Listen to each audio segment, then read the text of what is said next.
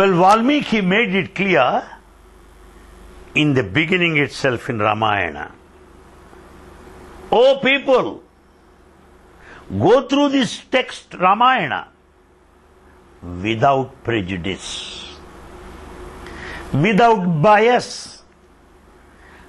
So don't be prejudiced, don't be biased as you read Ramayana. You should be unbiased. You should be open. You should be balanced as you read the Holy Scripture Ramayana. If you have already some established notions, if your mind is conditioned, you cannot enjoy the Holy Scripture. So Maharishi, the sage Valmiki, appeals to everybody, listen to the story of Lord Rama, unprejudiced, unbiased, with an open mind. So let us read that. And then Valmiki calls this Ramayana as Mahakhyana, M-A-H-A, K-H-Y-A-N-A, Mahakhyana, meaning a very, very great composition. History, a record. Why? This Ramayana is the story of Rama, not only of Rama, the history of his whole family, his fathers, his forefathers, everybody, the whole pedigree, the whole family tree is described. His fathers, forefathers, everybody. Rama belongs to a clan by name Ikshvaku. Ikshvaku is the family of Lord Rama.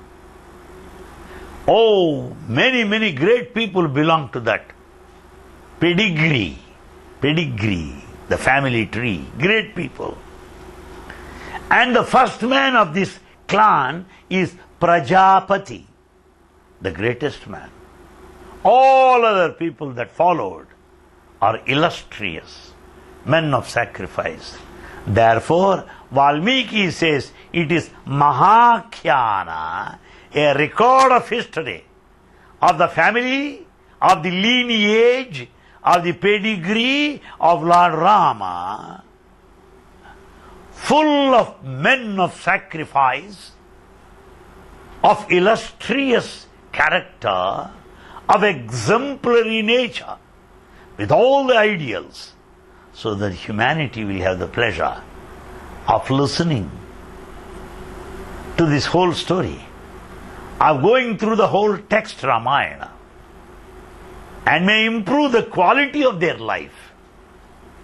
The quality of our life improves by reading the Holy Scripture Ramayana. Another important feature is this. Surprisingly enough, you find people putting questions, raising some silly questions, doubting certain incidents, bringing down the epic to logic and reasoning. Logic and reasoning are applicable to the world only. All worldly things can be put within the frame of logic and reasoning. But spirituality is illogical, irrational, not logic, but love. Therefore, let us understand this Ramayana from this viewpoint. Valmiki has put to himself all the questions that we have today. This book was written thousands of years ago, where answers to our questions today are found there. Meaning, the poet could imagine the doubts of the coming generations, questions of the coming generations, and had put himself all these questions and successfully answered them all in his composition. That's why Ramayana survived against all sorts of criticism, comments, whatsoever may be. It has survived the test of time because that sage imagined the situation, the logical, scientific temper of the modern man, and dealt efficiently, excellently, all these questions, all these doubts, and answered them successfully in his composition. Then, I would like to draw your attention to 3 points. One, the physical level. The physical level, meaning the story, how it goes on, how it runs. Very, very interesting story. Ramayana is a very interesting story. The second, dharma principles or dharmic principles or ideals, the code, the standard, the quality life. That is the second aspect. And third, as a beautiful composition of poetic excellence, the poetry, the meter, the language, the standards of excellence in composition and writing from the point of literature. Also, Ramayana is great. So, Ramayana has 3 dimensions. The physical story part, and 2, the ideals and the lessons to teach to the vast humanity then, now and forever. And third, as a piece, as a masterpiece of literature. That's what it is. Valmiki is called Maharishi. Maharishi, sage. Here there are 2 words, Maha and Rishi. Maharishi.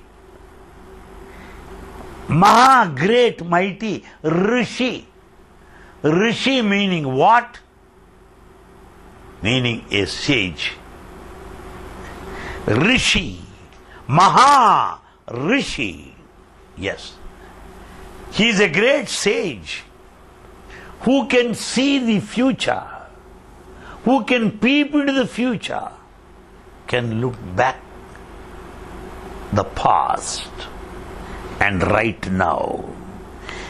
A rishi is in the present with capacity of peeping into the future and can also look back in the present.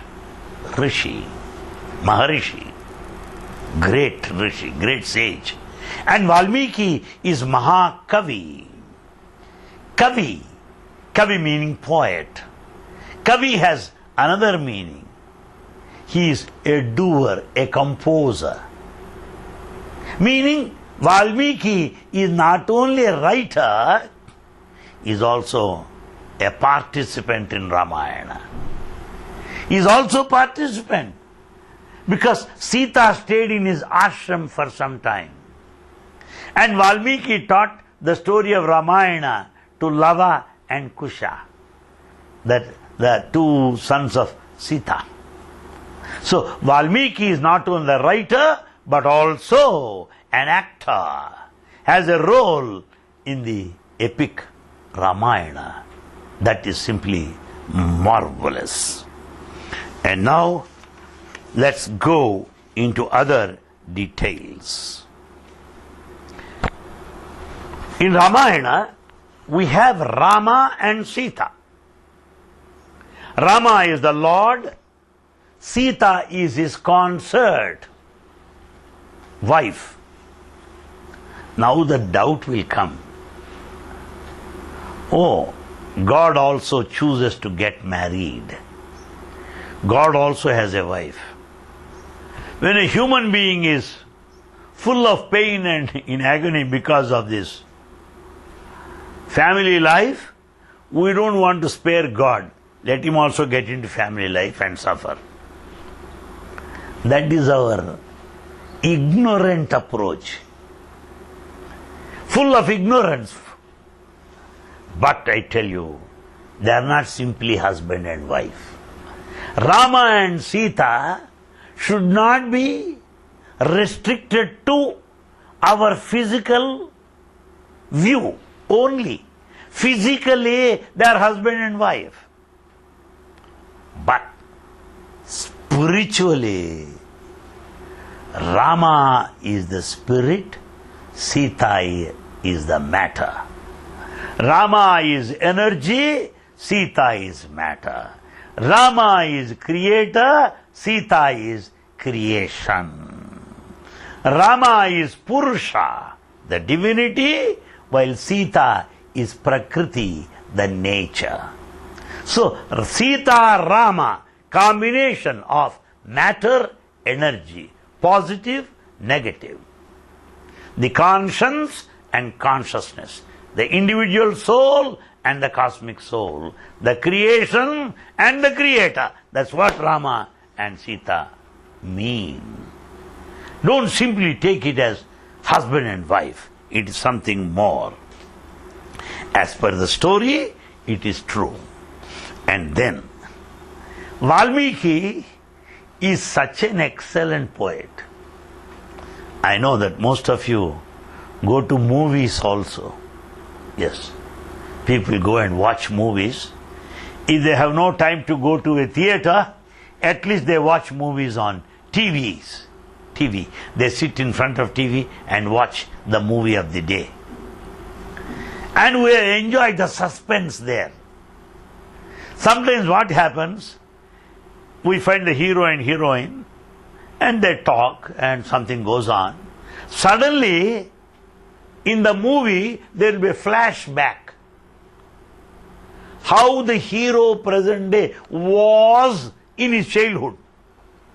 How the heroine today was in her childhood. Flashback. That's what we find in movies and novels. They show the story, they show some incident now. Flashback. What happened in the past? They say that later. They think that it is a technique of today. No, no, no. It was a technique followed by Valmiki. It was a technique followed by Valmiki. In Ramayana there are two parts. The first part is called Purva Bhaga. P-O-O-R-V-A. Second is Uttara Bhaga. Post period. U-T-T-A-R-A. Purva, the first part, earlier part. Uttara, the later part, the second part. Meaning two parts. Say this. In the first part, episodes, interesting incidents, killing of Ramana, killing of Vali, how Parasurama was humiliated, the power of Ramachandra, the glory of Ramachandra, the qualities of Rama, all in the first part. Flashback next, the second part, Uttara part. There they start explaining why Vali was killed in the second part. Why Parasurama was humiliated, the second part explains. So, the second part reveals, exposes the mystery, the first part, incidents. Now tell me, is Valmiki outdated man? No. Pakka modern director. If Valmiki is a movie director today, all Oscar awards should be awarded to him. All Oscar. If there are 10 Oscar awards, he will get it, all the 10. And future, nobody can compete. He will be an all-timer. None can ever equal him. That is the greatness of this epic Ramayana. And then I would like to tell you certain other points relating to this. Yes, there are 3 ladies in the epic Ramayana. One is Tataki, the second is Ahalya, the third is Sita. 3 ladies. First Tataki, Rama killed her. Because Rama was following Vishwamitra to the forest. In his younger days, Vishwamitra the sage requests his father Dasharatha to send Rama along with him to protect Yaga and Yajna from the attacks of demons around. So Rama and Lakshmana follow Vishwamitra to the forest on the plea to protect Yajnas and Yagas. There Rama saw Tataki and killed her. That's 1. And 2, Rama and Lakshmana were following Vishwamitra to Mithila. On their way, they spent some time at the hermitage of Gautama. There in that hermitage of Gautama, Rama steps on a stone and that stone gets transformed into Ahalya, that is the second lady. And then Rama, Lakshmana along with his Vishwamitra, they go to Mithila, where Rama gets married to Sita, the third lady. Therefore, my friends, 3 ladies. The first Tataki, the second Ahalya, and third Sita. Bhagavan Sri Satya Sai Baba explains these 3 lady roles in his own style. The first lady, Tataki, is a demon representing tamasic quality, animality, bestiality, inertia. Therefore, that animality in Tataki has to be killed. Therefore, Rama killed her. Second, Ahalya. Ahalya, unfortunately, had deviated from the path of discipline. She deviated from the path of discipline, most unfortunately. Therefore, Gautama, her husband, cursed her to be a stone. So, Ahalya, the lady, was cursed to be a stone by her own husband because of indiscipline. But, on coming to know the truth, Gautama, husband, out of pity, said, Ahalya, don't worry. You may be in the form of a stone today because of my curse. I cannot take back my curse. But there will be a day when Rama will visit our ashram. He will step on this stone so that you'll come back to your normal, usual, feminine form. In other words, transformation of Ahalya. Baba explains this. Ahalya represents Rajasic quality, desire, ambition, Rajasic quality. So, Ahalya needs transformation, not killing. Tataki, tamasic quality, has to be killed. Ahalya, Rajasic quality, has to be transformed. And third lady character, Sita, who symbolizes sattvic quality, piousness, steadiness, calmness, equanimity. So, they are divine qualities. Rama accepted her. So, acceptance of Satvik Sita, transformation of Rajasic Ahalya, annihilation of Tamasic Tataki are the three lady roles that we come across in the scripture Ramayana, so beautifully explained by Bhagavan Sri Satya Sai Baba.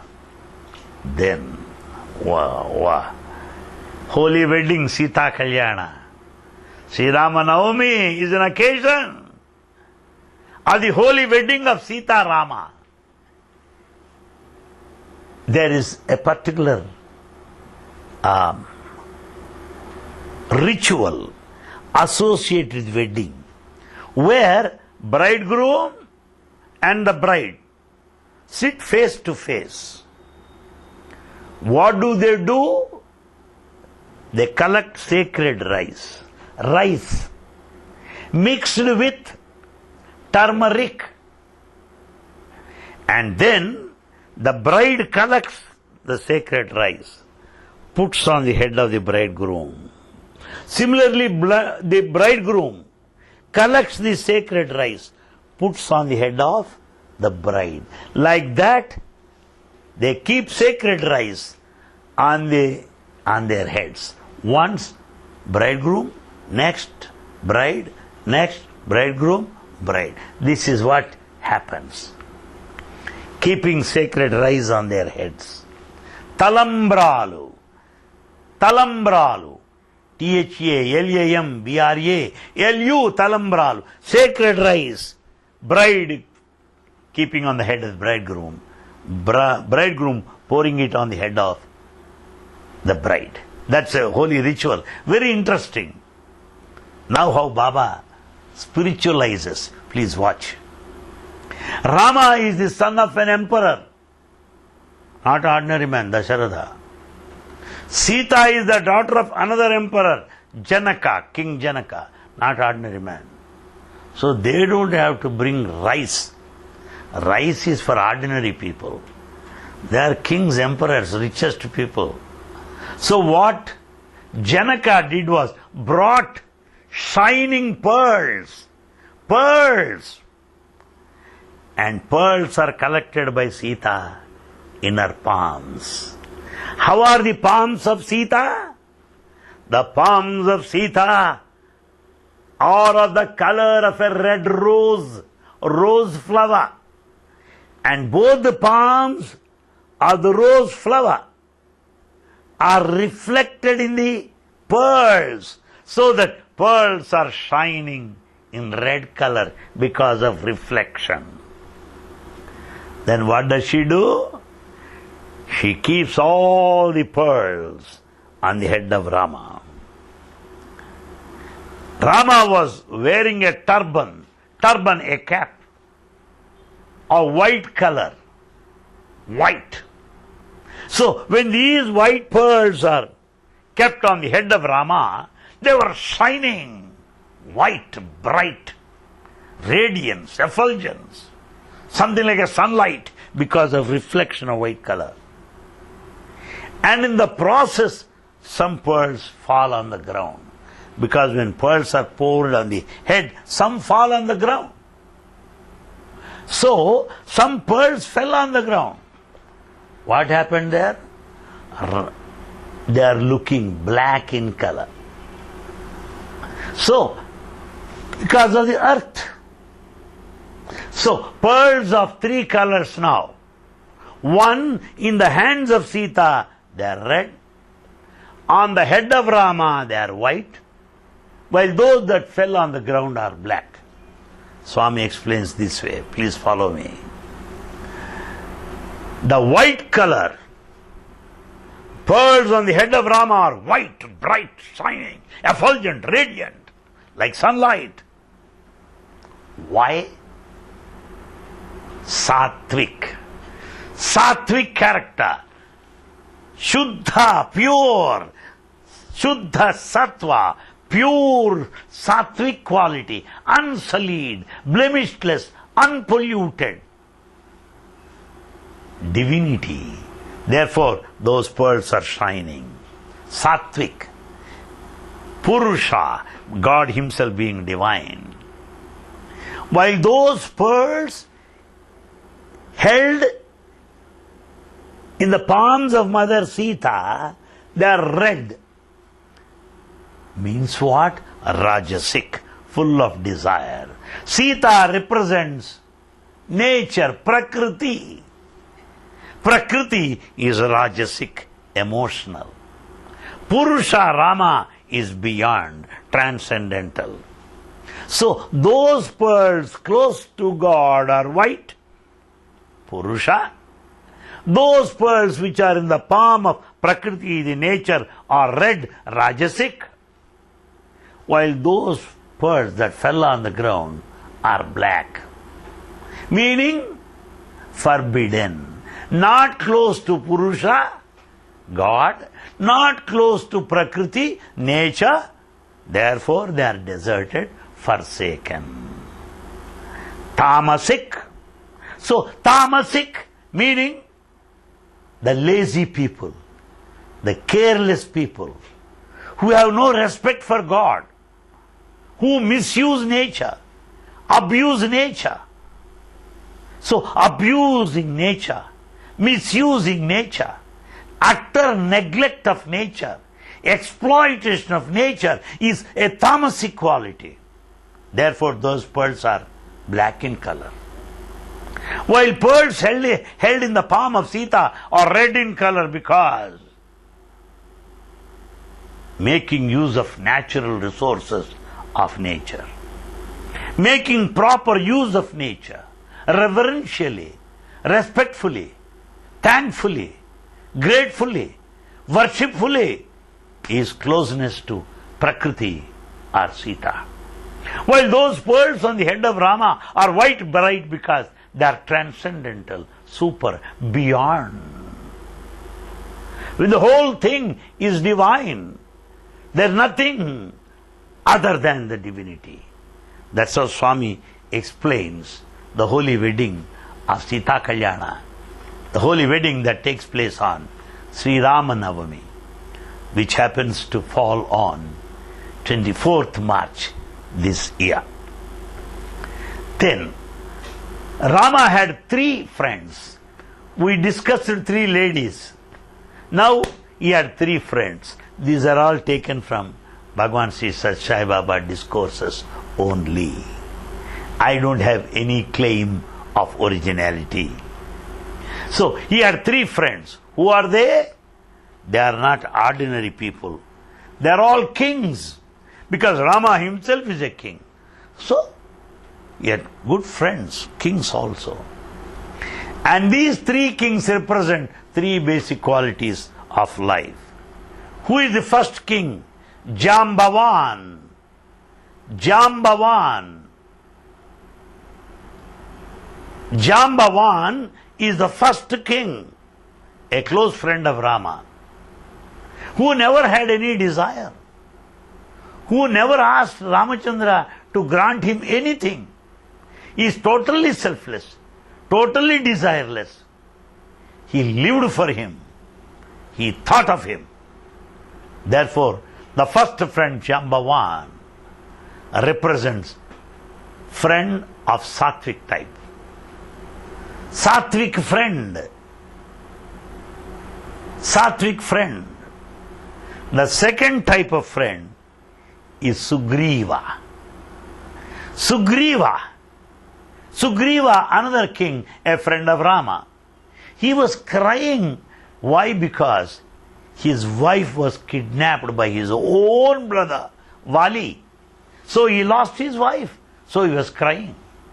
His brother not only kidnapped his wife, but also has driven him out of the kingdom. Like that, Sugriva lost his kingdom. He separated from his family and he lost his kingdom. He was crying. Because of friendship with Rama, He could get back his wife, he could get back his kingdom, he could have his desires fulfilled. He is a Rajasic friend. Rajasic friend. Jambavan is a sattvic friend, desireless friend. Sugriva is a Rajasic friend, ambitious friend, a friend of desires. And comes the third king, Vibhishana, a demon, who was in the company of Ravana, his own brother, with all demonic qualities. But as he surrendered to Rama, Rama accepted him as his friend, though Vibhishana is a demon, a tamasic friend. So Rama had three friends. The first friend, sattvic friend, Jambavan. Second, Rajasic friend, Sugriva. And third, tamasic friend, Vibhishana. So Rama represents the three characters and beyond. Please watch this. Energy is present in the light. Energy is present in the heat. But energy is beyond. Energy is both light and heat, but beyond. Similarly, Rama is there in all these three qualities, but also beyond. That's what we have to understand. And then Rama had three enemies. First we dealt three ladies, next three friends, now we come to three enemies. Rama had no enemy, but all those people treated him as an enemy. He was treated as an enemy, though he was not inimical towards anybody. No. They treated him as an enemy. There are three people. Who are they? The first enemy is Vali, the brother of Sugriva. Vali is the first enemy. We can say Vali is a sattvic enemy. Even in enemies there are sattvic people. Why? Why Vali is sattvic? He could know his mistake. He could know his sins. He accepted all his mistakes. He sought pardon. He fell at the feet of Rama, accepting all the crimes committed by him. And he was granted pardon by Ramachandra. So Vali is a sattvic enemy. And second, the second one is a Rajasic enemy, Ravana. Ravana is a Rajasic enemy. Why? He never accepted his mistake. He never accepted his mistake. He never sought pardon from Rama. On the other hand, he went on arguing that he is correct. What happened? He lost his kingdom. He lost his people. He lost all things that belonged to him. The whole kingdom, the people, the subjects, the children, the family, he lost. Because he never accepted his guilt. He was arguing in support of his actions. A Rajasic man does like that. He never admits. He never compromises. He thinks he is always right. Such people face insult. They will be put to shame. So Ravana represents the Rajasic enemy. And then we have third enemy, Kumbhakarna, Tamasic enemy. Kumbhakarna, Tamasic enemy. This type of Tamasic enemy, what do they do? Though there are good things, they view it as bad. All good things are portrayed as bad things. All bad things are portrayed as good things. Meaning, good is represented as bad. Bad is spoken, referred to as good, meaning good as bad, bad as good. That's a horrible creatures. The tamasic enemy is Kumbhakarna. So Rama had three types of friends: sattvic friend, rajasic friend, tamasic friend. He had three enemies: sattvic, rajasic and tamasic once again. And then Rama came across three people whose lives are emancipated. They are downtrodden. They are in utter neglect. They are poor people. They didn't know what they were doing. Leading a very simple, humiliating, a low life. And those three are emancipated. Patita. Patita meaning downtrodden. Pavana. They are emancipated. Rama is Patita Pavana, who emancipated those who are downtrodden, those who are leading a low life, a mean life.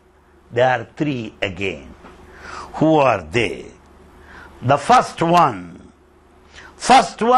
is Vibhishana.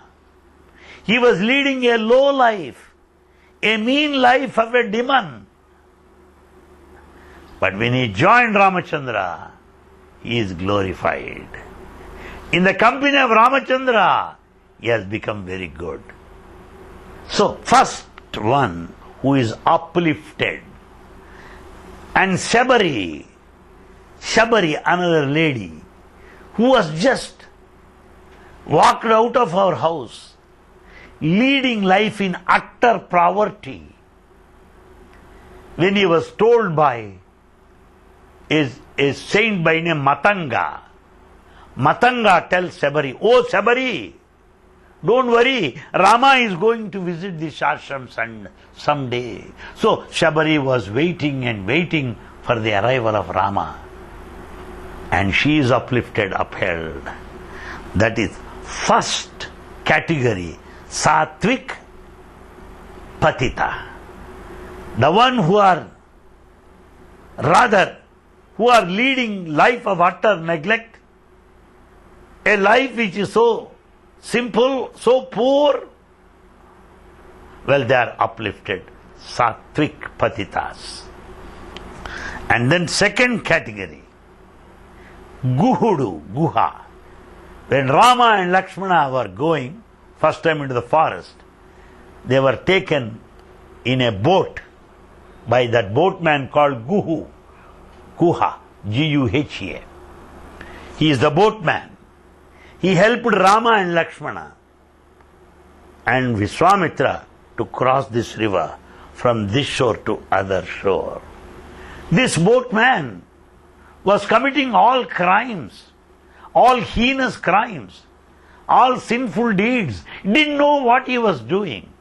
Patita, who fell down from the normal, ideal way of life because of his closeness to Ramachandra, because he gave a lift, because he helped him to cross this river. He is uplifted. He is Rajasic Patita, the second class. And third one is Jatayu, that bird.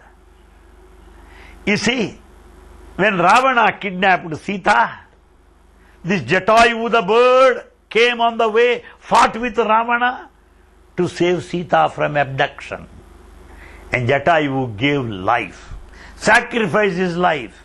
Therefore, Jatayu deserved the last rites performed by Rama himself.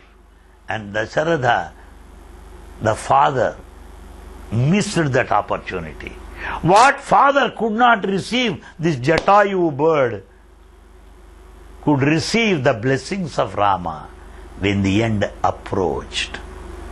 This birds, after all, of the animal world represents tamasic quality, tamasic patita. So there are three people. One is sattvic patita, the one who is downtrodden. utter neglected, the first category, leading a life what like Vibhishana, who is to be emancipated. The second, Rajasic Patita, Guha. And third, Tamasic Patita, the Jatayu, as explained by Bhagavan Sri Sathya Sai Baba. And then, the father Sri Ramachandra, Dasharatha, represents the human body with 10 senses, 5 senses of action, Karmendriya, 5 senses of perception, Jnanendriya is the human body. Dasharatha, the human body is a chariot with all these 10. That's what Baba said. But he gave another meaning also. Really interesting. This Dasharatha had 3 wives, Kausalya, Sumitra, Kaikeyi. Kausalya represents sattvic quality. Sumitra represents rajasic quality. Kaika represents tamasic quality again. My friends, see that I have been persistingly mentioning these 3 qualities, rajasic, tamasic and sattvic, 3 qualities at every stage. Why? The whole world is a combination of these 3. The whole creation is the combination of these 3.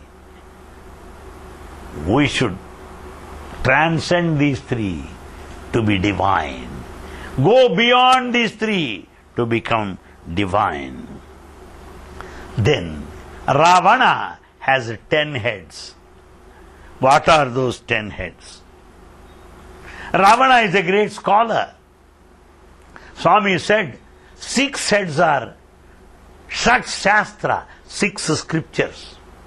4 heads represent 4 Vedas. 6 plus 4, 10 heads. Meaning 6 MSc degrees, 4 PhD degrees. 10 degrees Ravana had. A greatest scholar who can be given any number of Nobel Prizes for his scholarship. 6 MScs, 4 PhDs, what more you want? What is the use? His weakness brought him to total ruin. That's what it is. But Swami explains another way also. The 10 heads represent Arishadvarga. Arishadvarga, 6 basic weaknesses of mankind. What are they? Kama, desire, Krodha, anger, Moha, attachment, Lobha, greed, Mada, pride, Matsarya, envy. These 6 weaknesses. What more? Of course, because of advancement of Kali, 6 might have been improved to 60 today.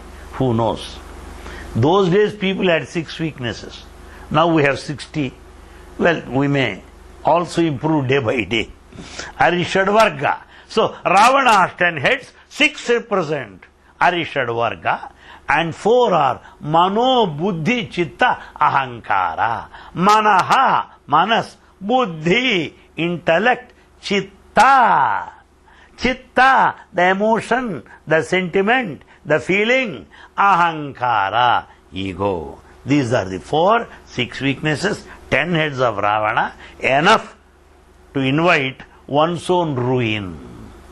That's what Swami says. Then who are these 4 brothers? Rama, Lakshmana, Bharata, Shatrughna. These 4 brothers are 4 Vedas. 4 Vedas. Rama represents Yajurveda. Swami stays in Yajur Mandira. Baba's residence is Yajur Mandira. So Rama represents Yajurveda, the dharma, the code of life, the standard of life, the quality of life. Lakshmana represents Rigveda. Rigveda represents all the ways of performing sacred rituals, service. And Bharata represents Samaveda, who was always singing in praise of God. And he ruled the kingdom of Ayodhya in the absence of Rama. Samaveda. And Shatrughna, the fourth brother, represents Adharvana Veda, following brothers, the path of brothers, enjoying peace within himself. Like that, four brothers represent Yajurveda, Rigveda, Samaveda, and Adharva Veda. That's how Bhagavan Baba explains. Now, this Rama has three letters there. What are they? In this primal sound Onkar, early morning, there in Suprabhat time, we do that. Om, Aum,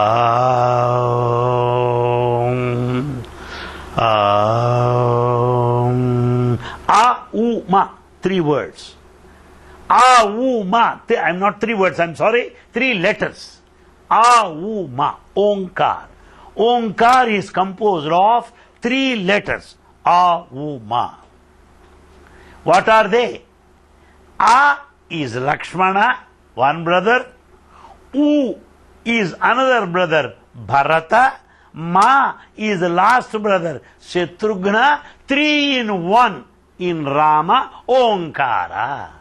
Rama is Om with three letters A, U, Ma. Lakshmana, Bharata, Shatrughna. So if you say Rama means it is equal to primal sound Om. By repeating this Om Rama name, what will happen? Ratnakara, a robber, could become Valmiki Maharshi. So by repeating God's name, a sinner can become a saint. 2. Hanuman, Anjaneya. By repeating God's name, he could become Chiranjeevi or immortal. Hanuman became immortal because of the power of the name of Ramachandra. And then Rama has three letters. Ra, A, Ma. The three letters, they represent three aspects. Rama is Surya, Ra.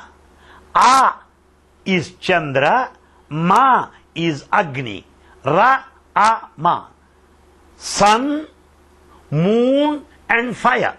The three letters Ra, A, Ma. Rama. Three letters. Sun, moon and fire. These three letters signify that. What does sun do? When the sun rises, darkness is dispelled. Similarly, when I say Rama, the darkness of ignorance is dispelled. The second A, Chandra, that is moon, because by repeating Rama's name, I'll cool down, I'll be calm, I'll be quiet, I will be undisturbed. I will not be carried away by the agitations of desire. I'll be calm and quiet. And Ma, the fire. What does fire do? It burns. Similarly, the utterance of Rama will burn all our sins. So, Ra, A, Ma, sun, moon, fire. One dispels darkness. One makes you calm, quiet, undisturbed. 3, fire that burns your sins. So, Papa, Tapa. Tapa is the sin. Fire, Ma, will burn your sins. Tapa, agitation, desires, they'll be quietened. Moon. Ra, sun. Sun removes all the darkness of ignorance. Ajnana is dispelled. Therefore, Ra, Uma, Ajnana, ignorance is dispelled. moon makes you calm and quiet. Tapa is pacified. Third, fire burns your sense. Papa are burnt. That is how Baba explains Rama. And then Swami also explains in a beautiful way Rama and Sita together. Meaning what? The individual Rama in the company of Sita, that awareness, the divinity, is the perfect ideal combination. Rama Sita or Sita Rama. Sita Rama, the individual with awareness, the individual with divinity, the individual with awareness of consciousness, is this beautiful couple. Sita Rama. Then what happens? Unfortunately, Ravana kidnaps Sita and Rama was put to suffering. Rama was crying. He was in search of Sita, moving in the midst of the wild forest. What does it mean? When the individual is separated from awareness, when Rama, the individual, is separate from Sita, the awareness, what happens? He has to move in agony of life. Aranya, the forest. Aranya is the forest. He has to spend his time in agony, in misery, because he is separated from Sita, the awareness of consciousness or divinity. And then what happens? Rama, the individual, with the help of Lakshmana. Lakshmana is the mind. When you are in search of awareness, when you want to be aware of the consciousness, your mind also should cooperate. So, Rama, the individual, with the help of Lakshmana, the mind, moves in the forest of life. And then what happens? Then he comes across two. One, the one who has discrimination, Sugriva. The other one, the Vali, who is full of misconduct and disobedience. So he killed this Vali, who symbolizes disobedience and misconduct. And he has become a friend of Sugriva, who represents discrimination or Viveka. Then what happens? Rama receives the support of Hanuman, who has taken the mission to cross the ocean and go in search of Sita. Hanuman represents Utsaha, enthusiasm, zeal. And then, with the help of Viveka, discrimination, and enthusiasm of Hanuman, one is in search of Sita, the wisdom, the awareness. And one has to cross this ocean of attachment. This Sagara, ocean, is samsara, the attachment. Then only you can have Sita there, the Anubhava Jnana, the experiential knowledge. And then, coronation of Rama. Rama is coronated. He sits on the throne by the side of Sita, Sita by his side. Sitting on what is the throne? The human heart. The throne of human heart. And what a beautiful combination it is. What a beautiful undercurrent of spirituality running all through the narration and description of the holy epic Ramayana, composed by great sage Valmiki. And then Swami says, yes, three important things here. One is Deha, the body. The second, Manas, the mind. And third is Mata, the word. Word. So, body, deha. What for is the body given? For service. Rama did it. Rama served his father by following his command. Pitru Vakya Paripalana. He followed the command of his father. Pitru Vakya Paripalana. Following the command is the greatest service that one can do to his parents. Bhagavan Sri Sathya Sai Baba followed the command of his mother, followed the command of his father, like Sri Ramachandra. That is Deha. And two, Mata, the word Mata. How should be the words? The words should be full of truth. They should be so sweet. And that too should be limited. Sri Ramachandra is known for limited talk, sweet talk, the words of truth. So also Bhagavan Sri Sathya Sai Baba. His words are sweet. His talk is full of truth. And his talk is always very few words. So that we should be very attentive, not to lose single word. We should hear every word carefully, because if you lose one word, you are losing one precious gem that is lost forever. 100% attention, concentration to every word is important, because all of them are gems. And third, manas, mind. The mind should always be towards God.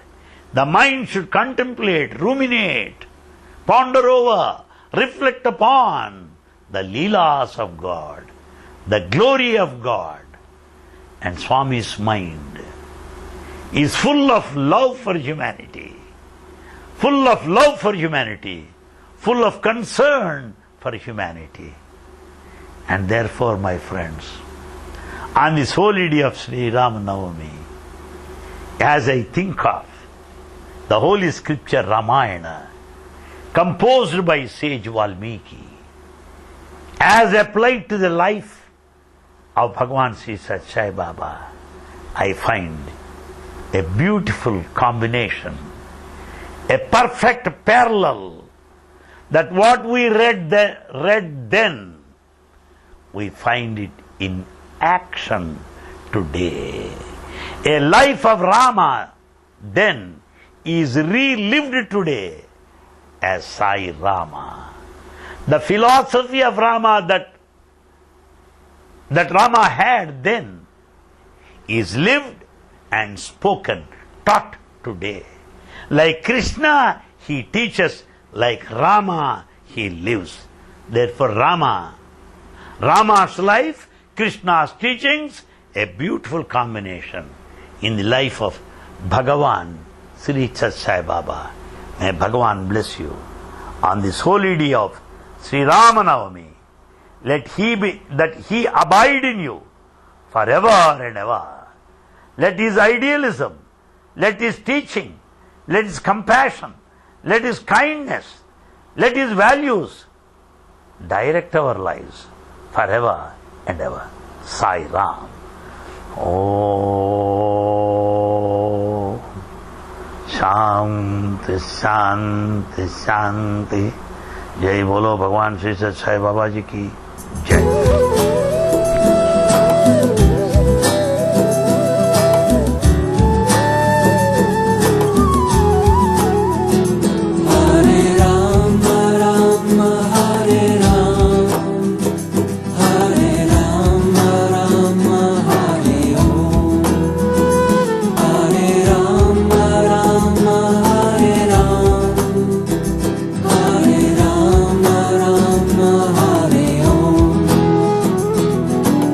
Krishna, Krishna